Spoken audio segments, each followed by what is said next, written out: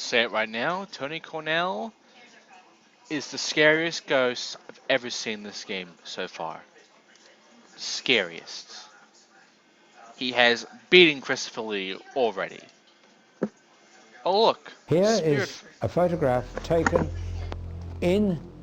on the Bakerloo line in the tunnel, and we think it took place, the actual photograph took place somewhere around under Madden to Swords, because the Bakerloo line runs under there.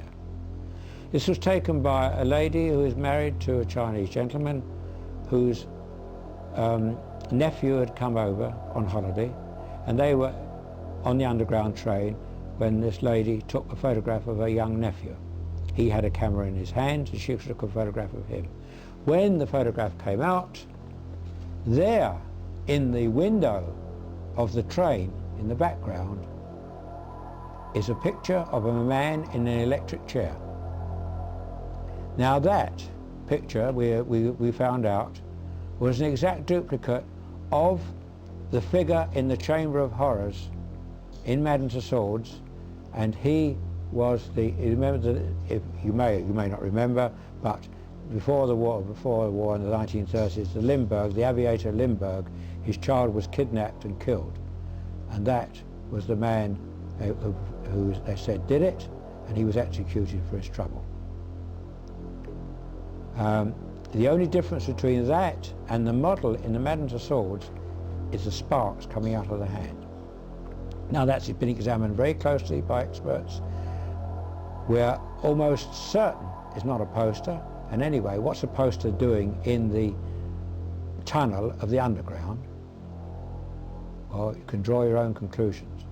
But when I interviewed this lady, and I said to her, well, after a little conversation, I said to her, by the way, what's your hobbies? She says criminology. So have we got an example of what we call thoughtography, and we know this is possible because we've had examples of it, of people transferring their thoughts onto film.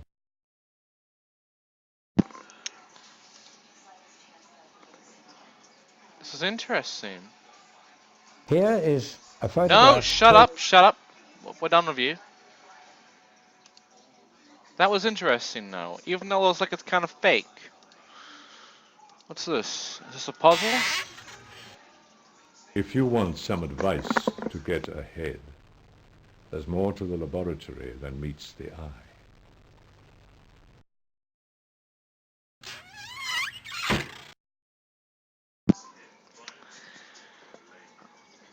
Oh my god, I forgot the fucker's name from Pee-wee's Playhouse. Oh god, it would have been a perfect fucking joke if I remembered. Did he say anything else? If you want some advice to get ahead. Nah. What's this? Ah, can I open any of these? Nope. What's in here? Nothing? What's on the bed? Gasp, a hand. If you cross the North Downs in the county of Surrey, just east of Guildford, you will come to the tiny hamlet of Shear. Continue south for another mile, and you will enter Hurt Wood, an ancient and lush forest on the edge of the Downs. Beneath its heavy canopy of oak and ash, deep in its wooded folds, a clear and tranquil pool will present itself, its banks lined with willow, its rim turning to moss. This is the silent pool of legend, whose lower depths hold a violent and brooding secret. In Saxon times, the silent pool was a godsend for weary travellers who chanced upon it when losing their way in the forest.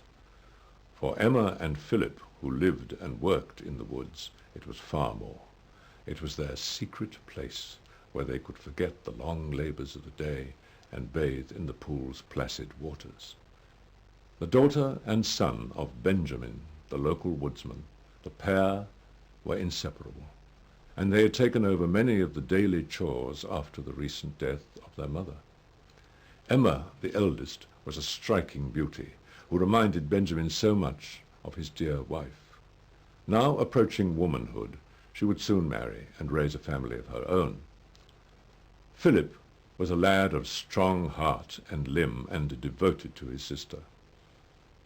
The household was beginning to recover from the grief that had stricken it earlier that year, when the appearance of a dark stranger changed their lives forever. On an uncommonly hot day in autumn, a finely attired nobleman, hopelessly lost and in need of a drink to slake his powerful thirst, stumbled upon the woodcutter's hut. Unprepared for such a visitor, but knowing the dangerous caprice of such men, Benjamin reluctantly entertained him, sharing what little refreshment he had with his taciturn guest. While Philip attended the patrician's steed, Emma served their uninvited caller the last of their water, and then eagerly took her leave to fetch more from her secret refuge.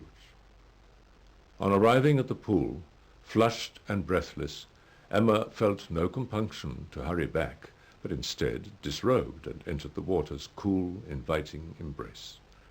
So enchanted was she by the serene beauty of her surrounds that she failed to hear a horse approach until it was too late. The rider burst from the woods and reined in his steed at the water's edge, near Emma's discarded clothes, uttering not a word. It was her father's mysterious guest, and now she turned abruptly from him, clasping her hands around her naked frame. She pleaded with him for her garments, but the man made no move or sound, merely staring at her with an intensity that terrified Emma. And then, without warning, he spurred his mount into the pool towards her. Emma's pulse quickened, and she struggled further into the silent waters, though she could not swim. The stranger ignored her entreaties and drove his horse forward. Emma now feared for her life as much as her virtue, and so she waded even further into the pool, the waters growing darker and colder with every step, until her toes could no longer feel the bottom, and still the horseman advanced. Sobbing convulsively and now feeling a numbness creep up her flailing legs, Emma screamed as loud as her tightening lungs would allow, instinctively reaching out to the mysterious intruder. The rider merely removed a glove and flung it with casual disdain in the direction of the drowning girl's outstretched hands. Emma let out one more frantic yell before her mouth filled with water. Deep in the woods, Philip heard his sister's scream and rushed as fast as his limbs could carry him in the direction of the cry. When he reached the pool, Philip could at first see only the stranger on his steed a short way out from the bank. But then he caught sight of Emma thrashing wildly in the deepest part of the pool.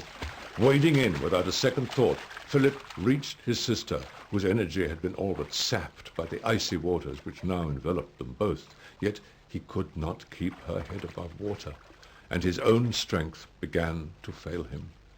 In one last desperate lunge, he tried to push his sister towards the bank, but he fell back under the effort, and the pool's inky depths dragged them down slowly and inexorably. They never surfaced again. The stranger scratched his beard idly, turned his horse, and rode off into the forest. Behind him, the waters of the pool stilled over like a glassy sheet, leaving no trace of the tragedy that took place barely moments ago. When his children did not return home that evening, Benjamin desperately searched for them in all the places he knew they liked to dally, and in time came upon the silent pool, but he could see nothing there, and returned home distraught and tired. He would redouble his efforts tomorrow. And so the woodsman continued his search, time and again returning to the pool, until, on one occasion, something caused him to linger by the bank.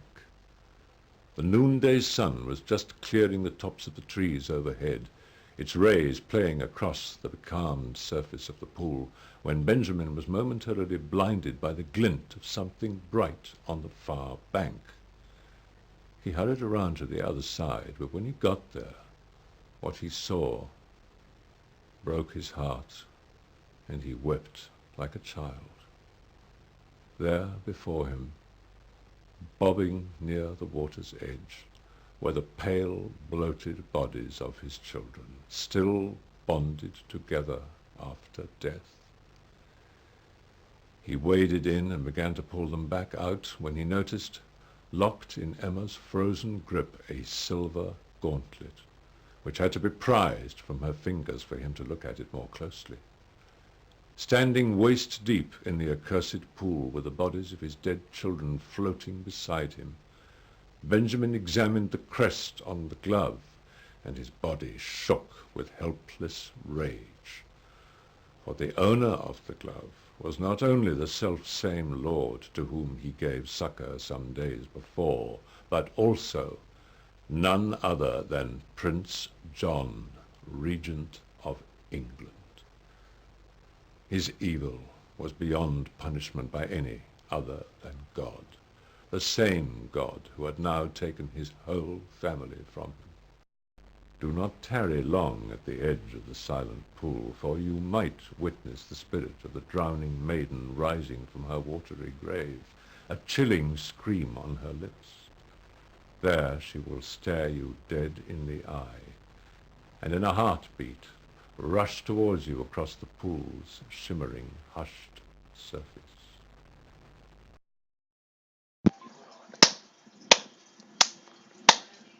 Beautiful. Absolutely beautiful.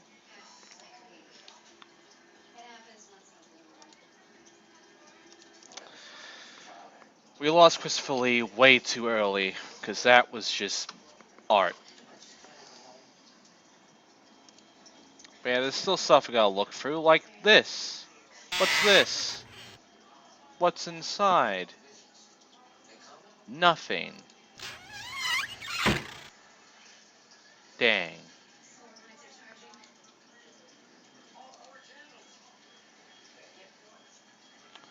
Well, that was a great story.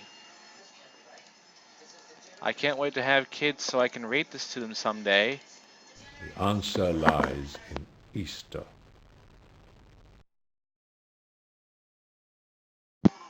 Answer lies. The answer lies in Easter. The answer lies in Easter.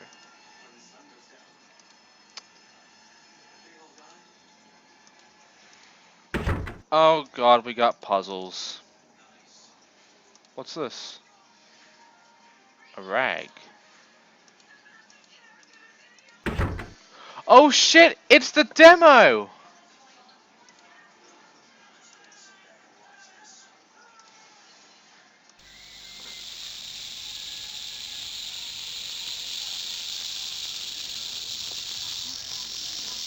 Yep. I remember that. We played the demo before. We all know this shit. You've seen the thing before. There's the skeptic's thing. We've read this before. To redress the balance, find the believer's file, you know, all that stuff. There's Susan Blackmore, there's Tony Cornell, you know, all that stuff. There was some videos that we couldn't actually watch, so I'm actually going to play through all of them because, well, this is the full game now. We can actually watch everything. I can't say that every single ghost that's ever happened can be explained away. That's impossible. All I can do is to provide alternative explanations for why people see things. And from psychology we know a lot about the way people imagine things and the way they have hallucinations. Now you may think you have to be mad to have a hallucination, but you don't at all. We often, you walk into a room and you see something and oh, there's my cat. No, it's not. It was just a black shadow on the floor. Now, that sort of thing happens to everybody, and at its most extreme, you can think you've seen a ghost. There are many other psychological processes involved as well. Things like just before you fall asleep, you may get hypnagogic imagery, which can be very, very powerful, or just when you're waking up, hypnopompic imagery, which can seem absolutely realistic. Now, all of these things and many more may account for most ghosts. Whether they will account for all, I don't know. It could just be that some really convincing watertight case will turn up that I'll have to say, no way can that be accounted for by one person's mind. But I've never come across a case like that yet. I can't ever really disprove all the theories of all fervent believers. Some theories just don't make any kind of sense at all. They rely on energies that we know don't exist. They rely on the kind of information transfer that's never been shown to happen. So you can say they look pretty unlikely, but you can't absolutely disprove them. Others may be plausible on the surface, and you can't say that they're completely nonsensical, and yet they don't have much evidence for them. All I can do is keep on looking for evidence and not finding it, and say, well, it seems to me less and less likely that those sort of theories are true. I don't think we can ever categorically say, yes, they're proved, or no, they're disproved.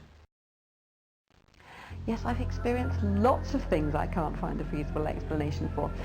The sort of things I'm thinking of are perhaps closest to mystical experiences, out-of-body experience and things which, although to some extent we can understand, there's just so much about the mind that we don't understand. So yes, I've had lots of extraordinary experiences. But if you mean something that appears to be paranormal, like a ghost appearing to somebody and conveying some information from someone who's dead, something like that, no, I never have. I've never come across anything that makes me convinced that dead people return to haunt us, or that in any way they communicate with us. Now there I differ from a lot of other people, but I have studied the famous cross correspondences and many of the most famous cases which seem to show evidence of people communicating from the other side, and none of it seems to me to be good enough to convince me that it's true. People describe me as all sorts of horrible things. I think people have very strong emotional commitments to their beliefs in ghosts and psychic phenomena of all kinds, and they find it very threatening that I just don't think it's very likely that they exist. But I don't think I'm a paranoid disbeliever. I think the reasons for my disbelief, or lack of strong belief at any rate, are years and years of investigating things, years and years of doing experiments, and the belief I began with has been whittled away by all that experience. I think I'm a sort of ordinary doubter in finding these things to be very unlikely. I don't really mind if they call me a paranoid disbeliever.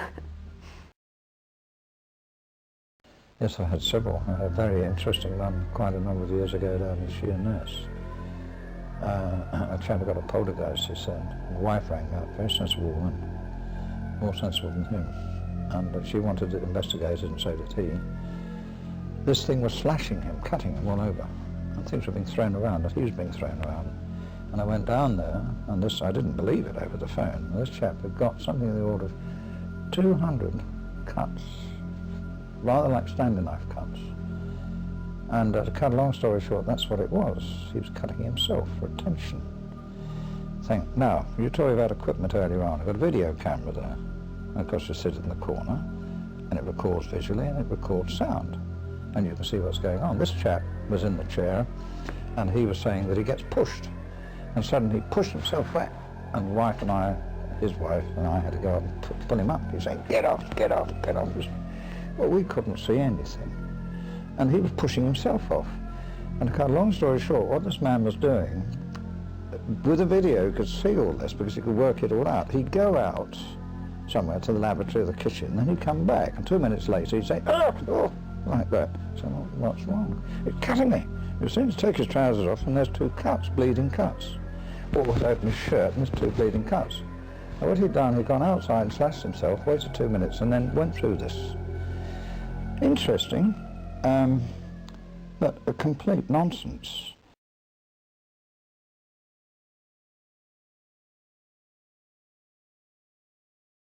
That was all those videos. Oh, by the way, that little animation that was supposed to play here, it's not playing. I don't know how to activate that. Anyway, time for some scares.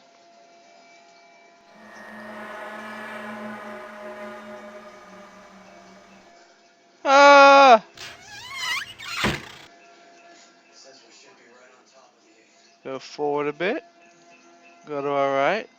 And time for more scares.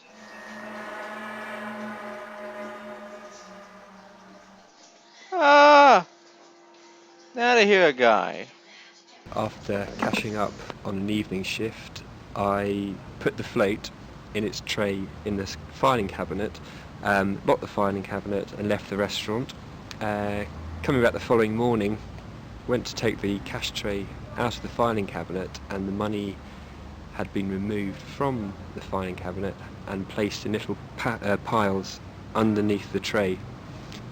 A couple of other instances that have happened in the restaurant, not directly affecting me, were we had builders in the restaurant earlier in the year, and they let themselves in the back door, and the posts that arrived that morning had been neatly stacked halfway up the stairs. As the post arrives at 7 in the morning and the night shift finishes at 1 o'clock in the morning, there's no explanation why that happened. Also with the builders, they had an Alsatian dog which used to accompany them when they were doing their work, and they were doing some work in the bar upstairs in the restaurant, and the dog refused. The dog was taken up to the restaurant, up to the bar, and it refused to stay in there. It whimpered a lot, and ran down the stairs and would not go anywhere near the bar. Okay. Well, here's that Easter Island. Here's that little picture of the stones. Stonehenge. That's it. Not Easter Island. Stonehenge. Don't know what the point of the image is. You can look into it, but there's nothing there. You can go over here. You can go to the mirror, and you can look at this and. Spooky!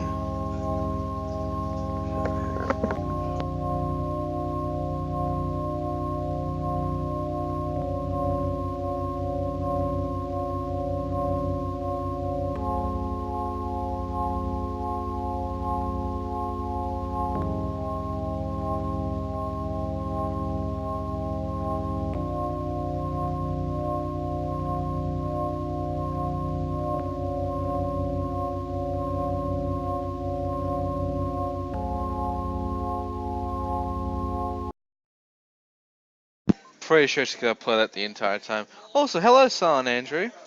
Here's a CrystalFissure for you. Have you checked your reflection recently?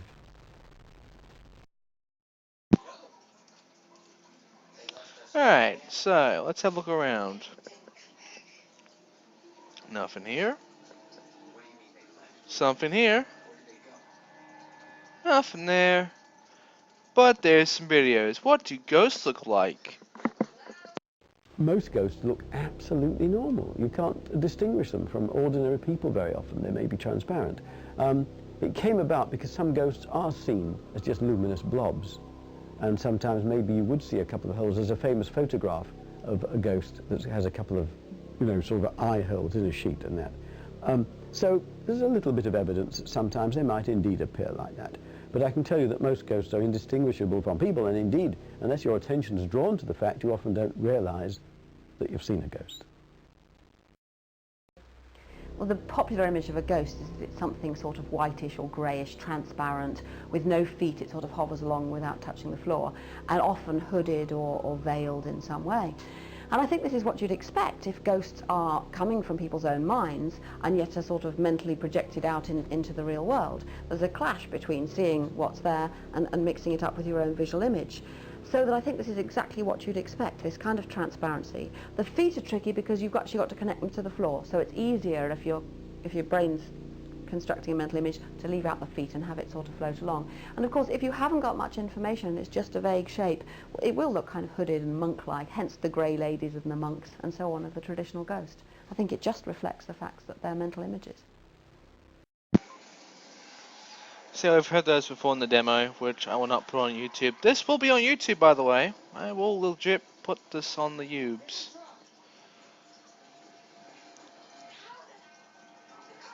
I legit cannot figure out how to make this little animation play. I showed the animation before, but I can't make it play here. If the clock is wound well but still stops, count it as a bad omen. Yes. Alright, let's go over here, go right, and go to the door. Now, I didn't actually look into pressing the minus thing by this closet here. Will there be spoop? No. No spoop. I thought there would be spoop, but sadly there was no spoop. I am sad now. Don't worry. We'll find more spoop down here. By the store over here. Welcome to the, I guess, the thing room, the library room. The stairs here. Very velvet stairs. There's also a skull. Bettiscombe Manor is quiet these days, but it was not always so. The villagers in this lonely nook of the Dorset countryside still recalled tales of a terrifying scream that was said to originate from a skull kept in the manor. In 1685, Azariah Pinney, the lord of Bettiscombe Manor, was banished to the West Indies for his allegiance to the Duke of Monmouth. A man of acute business sense, Pinney made good his exile and prospered in the God-forsaken colony, accruing a vast fortune which was turned over to his heirs on his death. 2 generations were to pass before any of Azariah's kin dared set foot on English soil. It was his grandson, John Frederick, who returned to England in 1734 to reclaim the family seat in Dorset, bearing considerable riches and a Negro servant from the Isles. However, shortly after their arrival in the country, Frederick's manservant, Isaac, was stricken with a malady that racked his body for days and only eased when the wretched fellow approached death. It was on his deathbed that old Isaac, who had served the family well, pleaded with his master that he must be taken back to his homeland for burial. If not, a terrible curse would befall the manor and all who lived therein. A phlegmatic man, John Frederick was not given to superstition, and duly ignored his slave's dying wish, discreetly burying his body in the local churchyard. It was then that the howling came. At first, many thought it a prank played by schoolchildren, defying one another to remain in the churchyard after dark. But when one of the youngsters returned home, ashen-faced and shaking with fear after hearing a strange groan emerge from one of the graves, the games stopped, and few would enter the graveyard again. And the wailing continued, louder than ever, a wild, keening sound that chilled the soul and which could be heard for miles around. The villagers knew the source of the shrieking. But Frederick would not heed their desperate pleas, and refused to disinter the remains of his servant, and so the howling was joined by tremors and thunderclaps that shook the very foundations of Bettiscombe Manor. It seemed as if Isaac's corpse had risen from his defiled grave and was hammering angrily at the doors and shutters of his former household. If Isaac couldn't rest in peace, neither would his master. The din was appalling, but it had its desired effect, almost. Finally, 2 sleepless months after Isaac's burial, John Frederick wearily succumbed to the inevitable and exhumed the body of his servant. In such haste was the deed done that Isaac's rotting head was rudely detached from his body.